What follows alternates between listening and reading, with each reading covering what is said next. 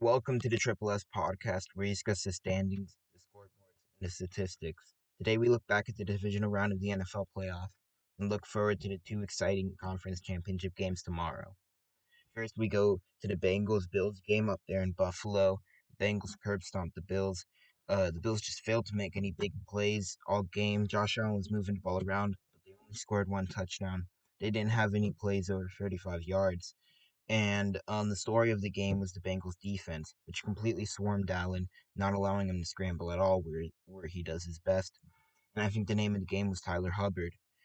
He made that huge play against the Ravens in the wild card to really flip that game, 99-yard fumble recovery. Um, and he really stifled, along with that Bengals front seven, he really stifled Josh Allen, and he allowed Joe Burrow to be consistent and confident and put up some points there, and for a pretty easy win. And I think that that's a formula for success that we're going to see going forward in Bengals Chiefs game, because the Bills are a really similar team to the Chiefs, and we'll see how the Bengals do in that one. The Giants fall to the Eagles in the NFC side of things. The Jalen Hurts shines again, and Daniel Jones on the other side did not. He had 125 yards, one interception, no touchdowns, and a QBR rating of 11. You just can't do that in a playoff game, and I think that the Jones magic ends here, and I think it ends here permanently. I don't see him as a viable starter for the Giants moving forward. We'll see what they do in the offseason, but he played fairly well this season, but he really held them back in a lot of areas.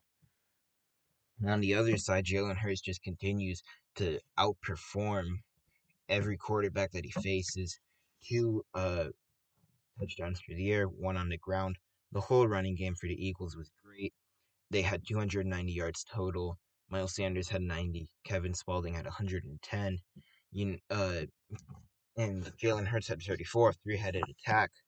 And I think that this is going to be really important against the 49ers. And let's preview that game right now.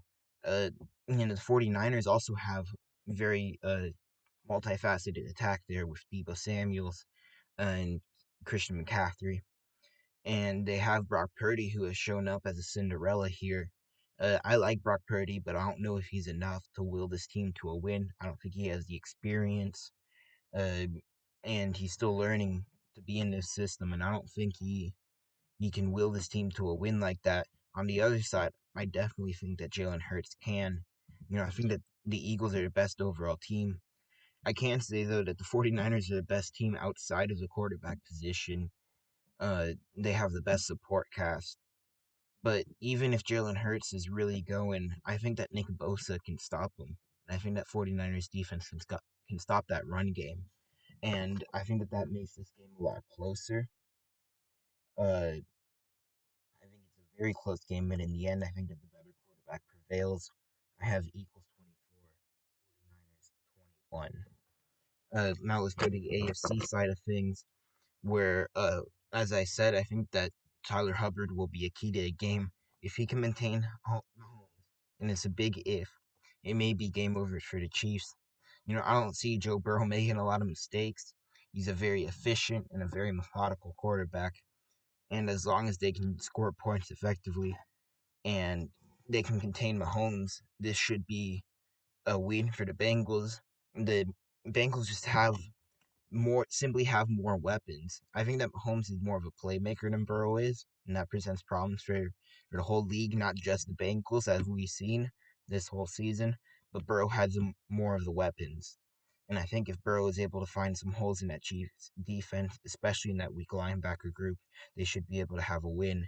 My prediction is Bengals 34, Chiefs 24. And that brings us to our penultimate power rankings update here. I think, as I said, that the Eagles are the number one team in the NFL, followed up actually behind the 49ers, and then it's the Bengals, the Chiefs. Then I think it's the Vikings, then the Bills, and then after the Bills, we have the Dallas Cowboys. I think that the Dallas Cowboys are an interesting group. because they have contract concerns with Dak Prescott. Dak Prescott really makes that team, so we'll have to see them watching into the offseason, what they do there. Then after that, I have the Baltimore Ravens at number six. Baltimore Ravens are an interesting team because they're a great team. They almost beat the Bengals without their starting quarterback, and we'll see what they have to do with Lamar. But regardless of what they do, they should be pretty set. If they can get Lamar back, or they have to go to a new quarterback. After that, at number seven, I have the um, I have the Los Angeles Chargers. Then after that, I have the Miami Dolphins.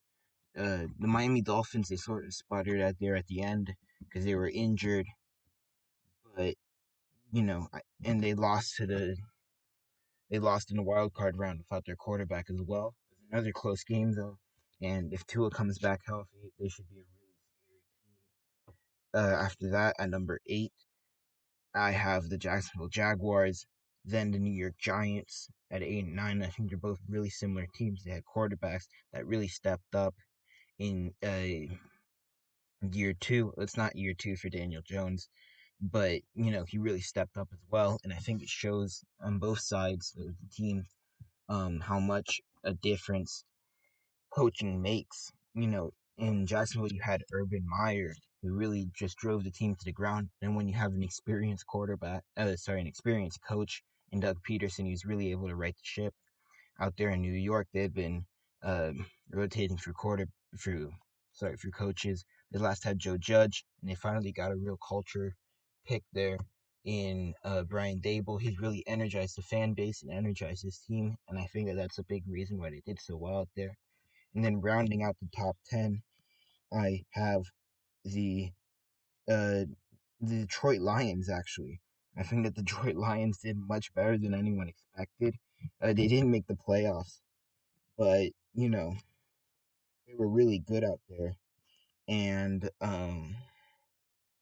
especially with Jared Goff at quarterback, they have a really good cast around there from picking so highly all these years, and I think that that's going to be really important moving forward. I think they're a team to watch, and the fact that they're in the top 10 is really surprising. But that does it for me. I'll really excited to see the Super Bowl and the conference championship games tomorrow, and I'll keep you posted on the and the NBA teams as they go through their season, and in the off season in MLB. But until then, has been the Triple S podcast.